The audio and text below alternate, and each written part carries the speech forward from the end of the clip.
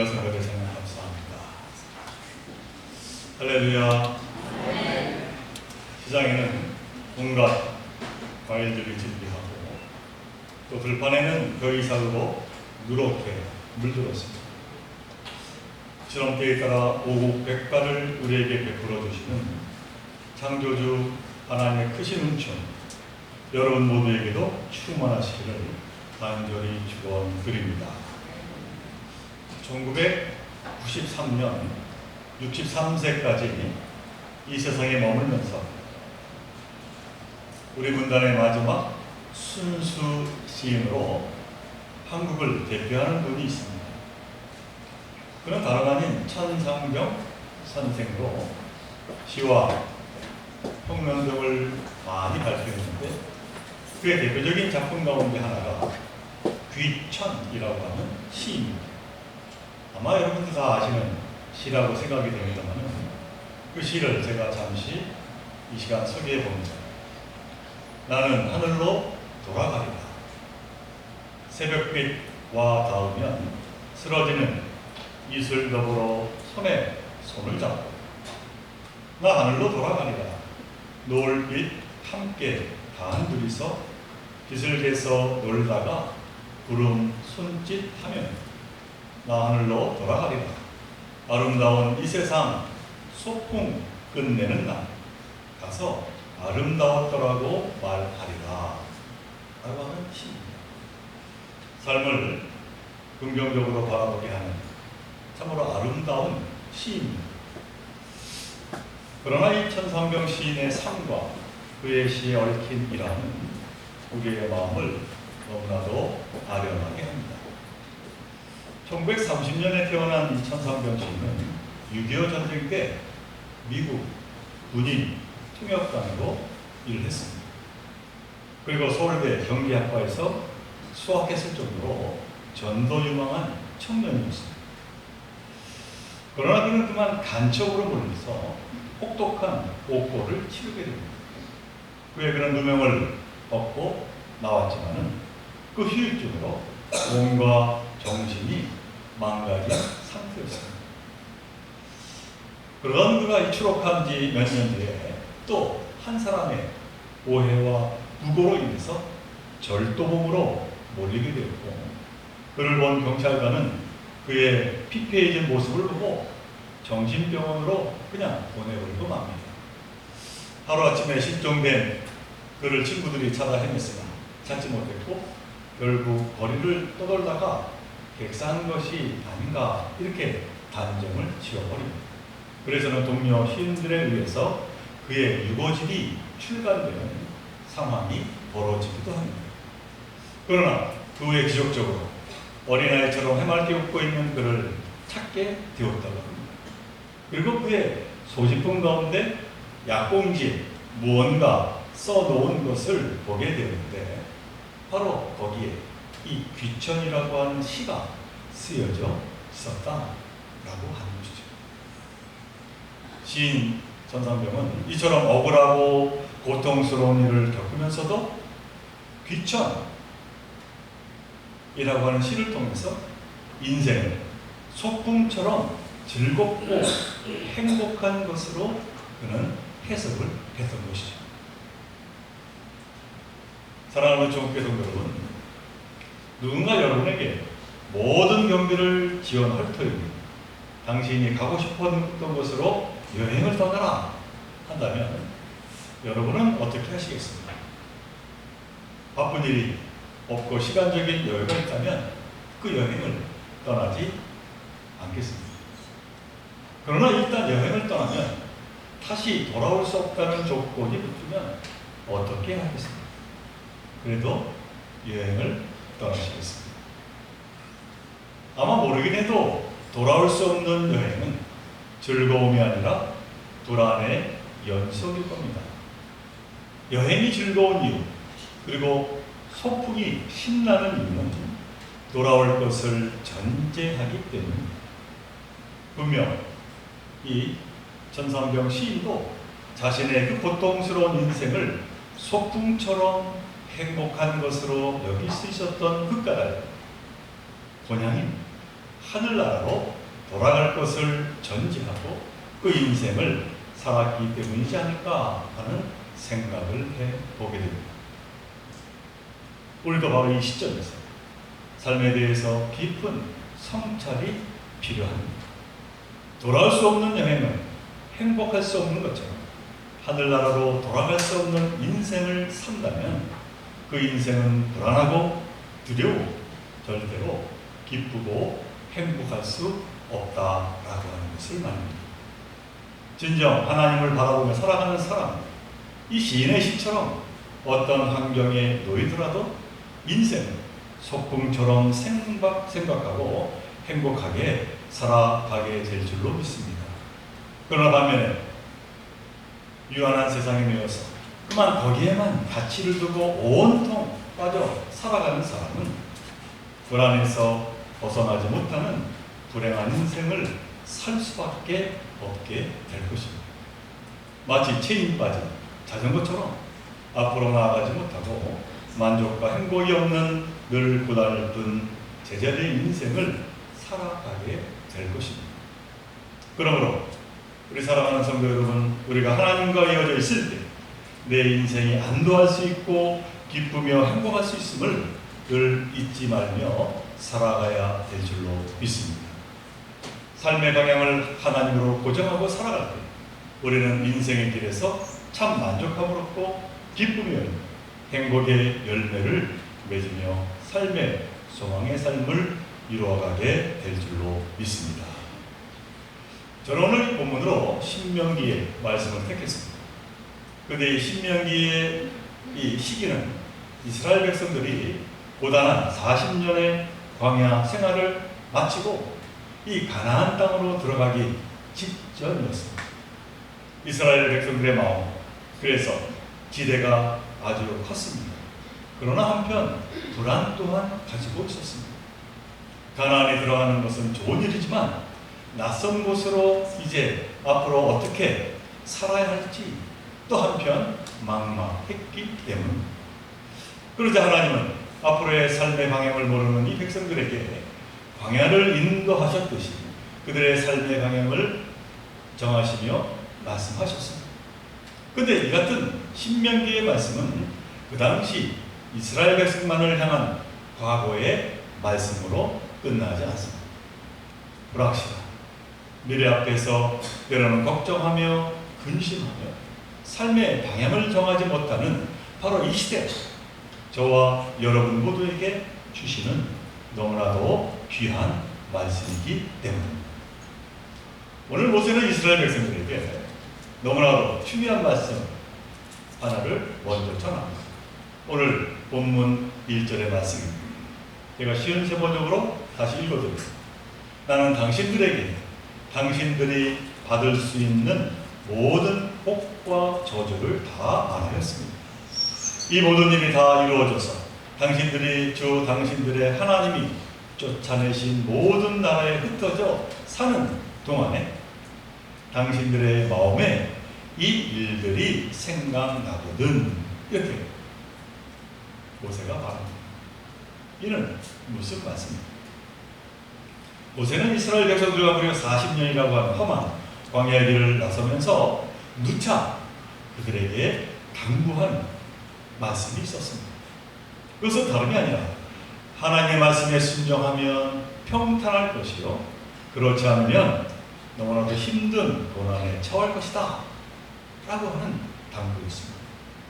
그리고 그 말에 따라 모세는 이스라엘 백성들을 말씀으로 이끌었고 순간순간 도우시는 하나님의 은혜를 경험하면서 드디어 40년 만에 젖과 꿀이 흐르는 가나안 땅을 눈앞에 두게 된 것입니다. 자, 그러나 문제는 하나님의 말씀에 순종하며 바른 길을 가는데도 불구하고 위기를 겪을 때가 있습니다. 생각지 않은 고통을 만날 때도 있는 것이죠. 이러한 경우에 처하면 이스라엘 백성들은 어떻게 해야 할까요? 그들은 심히 나약하여서 모세의 인도하에 길을 나서게 되었지만 원하지 않는 위기를 만났을 때 그들은 그만 그 지점에서 인생의 방향을 잃어버리고 어떻게 살아야 할지 갈피를 그들은 못 잡고 했습니다. 그리고 그 순간 그들은 그만 이방신의 강한 유혹 그리고 과거의 애굽을 그리하며 크게 흔들렸습니다. 그러다 바로 이 순간에 모세는 이방신과 세상의 방식 또 예굽의 방식을 덥석 취하면 안 된다고 강력하게 경고를 해야 했습니다. 그것들은 반드시 부작용을 부르고 잘못된 길, 멸망의 길로 이 백성들을 이끌 것이기 때문입니다. 그래서 오늘 본문 1절에서 모세는 이처럼 생각지 않은 위기로 말하면 어디로 가야 할지 삶의 방향을 잃었을 때에 제일 먼저 해야 할 것이 무엇인지를 정확하게 당부합니다. 그것은 다르면 출애굽과 광야에 서 있었던 바로 하나님이 베푸신 그 은혜의 일들을 기억하며 하나님에 대한 믿음을 회복해야 한다라고 하는 것이었습니다. 사랑하는 우리 주님께 성도 여러분, 우리도 만일 생각지 못한 힘든 일을 만나고 그로 인하여 앞으로 어떻게 할지 깊이 고민에 빠져 있게 된다면 결코 그로 인해 낙심하거나 조급해하지 마시기 바랍니다. 거기서부터 우리는 무엇보다도 이제 다시 한번 하나님의 나에게 베푸신 은혜를 기억하며 하나님께 나아가야 되리라 믿습니다. 바로 거기서부터 해결의 실마리, 회복의 실마리를 우리는 찾을 수가 있기 때문입니다. 그러므로 모세는 무엇보다도 과거에 하나님 베풀어 주셨던 그 은혜, 그것을 잊지 말고 다시 떠올리며 기억하라, 그렇게 당부를 한 것입니다. 그 다음 모세는 이어서 이처럼 출애굽과 광야에서 경험한 하나님의 은혜를 기억하는 다음에 그 다음에 해야 하는 것을 이어서 2절에서 말하고 있습니다. 너와 내 자손이 내 하나님 여호와께로 돌아와 내가 오늘 네게 명령한 것을 온전히 따라 마음을 다하고 뜻을 다하여 여호와의 말씀을 청종하라, 그렇게 이어서 말씀을 한 것이죠. 이는 무슨 말씀입니까? 앞으로 가나안에 들어가서 또 생각지 못한 힘든 일, 너무나 어려운 일을 만날 때, 그래서 낙심하는 그러한 상황을 겪게 될 때 이것저것 따지지 말고 생각하지 말고 여호와 하나님에게 더 가까이 나아가라, 그렇게 말씀을 하신 것이죠. 세상의 유혹에 흔들렸던 마음, 하나님께 섭섭했던 마음, 하나님을 원망했던 그 마음을 다 돌이키라. 그리고 하나님 앞에서 자신을 성찰하고 하나님의 말씀에 보조하며 청정하라, 그렇게 모세가 권면하고 있는 것이죠. 정말 그렇습니다. 우리가 하나님의 말씀을 귀뚱으로 들으면 말씀은 그냥 공중으로 날아갑니다. 삶은 결코 달라지지 않습니다. 그러나 하나님의 말씀을 마음에 이제 마음을 다해서 듣고 따르면 놀라운 일이 일어납니다. 그 말씀이 살아 움직여서 나를 변화시켜 주십니다. 그리고 나에게 힘을 주시고 용기를 주십니다. 그러므로 삶의 방향을 잃었을 때 정말 우리가 무엇보다도 중요해 우리가 생각해야 할 것은 모세가 말했듯이 하나님의 베푸신 은혜를 기억하고 그 다음 하나님에게 돌아와 그 말씀을 청종하는 것입니다. 우리는 늘 잊지 말고 살아야 될 줄로 믿습니다. 이처럼 우리가 하나님의 은혜를 다시 기억하고 이제 하나님은 또 하나님의 말씀을 우리가 청정하게 되면 이처럼 우리가 놀라운 은혜를 경험하며 새로운 삶을 시작하게 되는데 그 새롭게 시작하는 그 삶, 놀라운 은혜를 경험하는 그 삶, 그것은 과연 어떠한 삶이 될까요? 모세는 또 이에 대해서 이어서 이렇게 말합니다. 3절 전반부의 말씀, 내 하나님 여호와께서 마음을 돌이키시고 너를 긍휼히 여기사. 본문 4절 하반부의 말씀, 너를 이끄실 것이다. 그리고 5절 하반부의 말씀, 여호와께서 또 너에게 선을 행하사 너를 내 조상보다 더 번성하게 하실 것이다. 이는 그러니까 하나님이 다시 마음을 바꾸신다는 겁니다. 그리고 다시 이끄시며 회복시켜 주시고 번성케 해 주신다. 그렇게 말씀을 하십니다. 하나님은 이스라엘 백성들보다 이 이스라엘 백성들을 더 사랑하는 분이시기 때문입니다. 진정 하나님의 질서 안에서 늦은 것이 없습니다. 우리가 언제든지 하나님께 돌아가기만 합니다. 하나님은 우리의 삶의 방향을 바로잡아 주시며 참으로 복된 삶을 다시 우리에게 채워주시고 우리를 이끌어 주신다 라고 하는 그 사실을 모세가 말하고 있는 것이죠. 자, 그런데 여기서 하나님이 베푸시는 그 복된 삶에는 놀랍게도 안전장치 하나가 있습니다. 모세는 그것에 대해서 오늘 본문 6절에서 이렇게 설명합니다. 내 하나님 여호와께서 내 마음과 내 자손의 마음에 할례를 베푸사 너로 마음을 다하여 뜻을 다하여 내 하나님 여호와를 사랑하게 하사 너로 생명을 얻게 하실 것이며 하는 말씀을 합니다. 제가 쉬운 세 번역으로 다시 한번 읽어드립니다. 주 당신들의 하나님이 당신들의 마음과 당신들 자손의 마음에 할례를 베푸셔서 순종하는 마음을 주실 것입니다. 그리하여 당신들이 마음을 다하고 정성을 다하여 주 당신들의 하나님을 사랑하며 살 수 있게 하실 것입니다. 라고 하는 지금 말씀을 모세가 하고 있습니다. 이는 그러니까 하나님은 하나님의 백성이 복된 삶을 살 수 있도록 이를 위해서 안전장치 하나를 만들어 주셨는데 그것은 다름이 아니라 마음의 할례를 베푸시다라고 하는 것이죠. 자, 그렇다면 여기 마음의 할례란 무엇을 말하는 것일까요? 창세기 17장에 보면은 할례에 대한 말씀이 나옵니다. 10절에서 하나님이 아브라함에게 말씀합니다. 너희 중 남자는 다 할례를 받으라. 이것이 나와 너희와 너희 후손 사이에 지킬 내 언약이라. 이 말씀은 하나님이 아브라함과 그의 자손 곧 이스라엘 백성들을 하나님의 백성으로 삼으시겠다.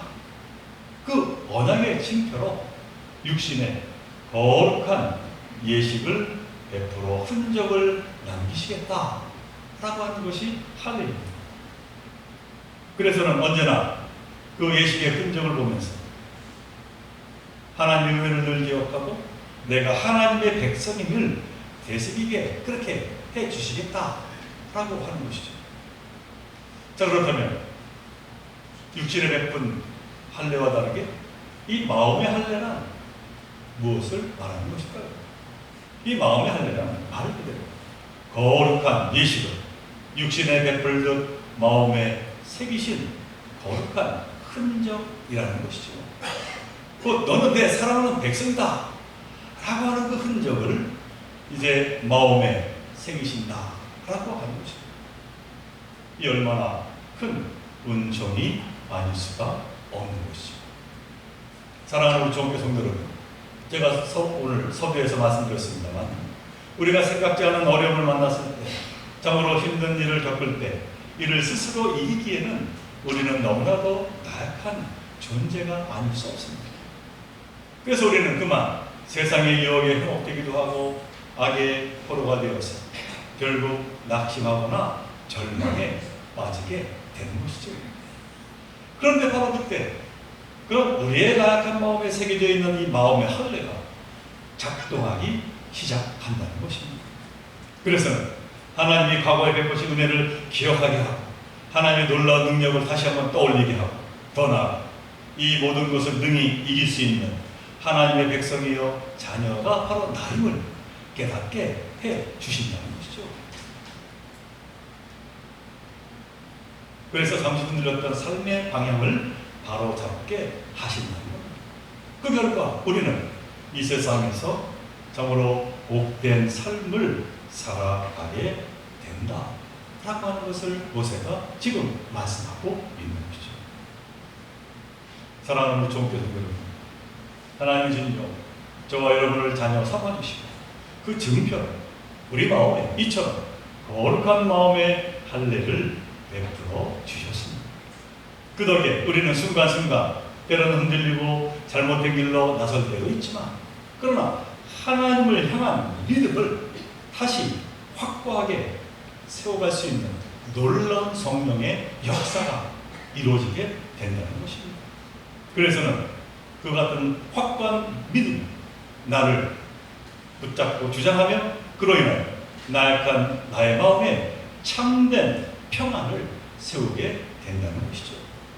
그리고 더 나아가 장차 얻게 될 영원한 생명의 길로 우리가 나아가게 된다고 오늘 이것에는 우리에게 말씀하고 있습니다. 그러므로 우리의 본향 하늘나라에 다시 돌아갈 것을 소망하며 이 땅에서 살아가는 것, 비록 예기치 못한 고통과 여러 가지 힘든 일을 마주했을지라도 오히려 그 안에서 하나님의 베푸신 놀라운 선한 뜻, 그리고 삶의 소중함을 깨닫고 살아가야 될 줄로 믿습니다. 바라기는 한평생 인생의 방향을 하나님에게 고정하고 아름다운 이 세상에 소풍나고 행복하게 살다 간다고 그렇게 고백한 한 시인의 고백이 바로 저와 여러분의 고백이 되시기를 주님의 이름으로 간절히 축원을 드립니다. 함께 기도합니다.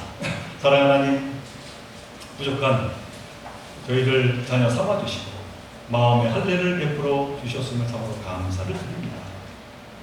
바라옵게는 이 땅에서 살아갈 때에 본향 하늘나라를 바라보며 하나님의 허락하여 주신 복된 삶을 살아가는 저희 모두가 되게 하여 주옵소서.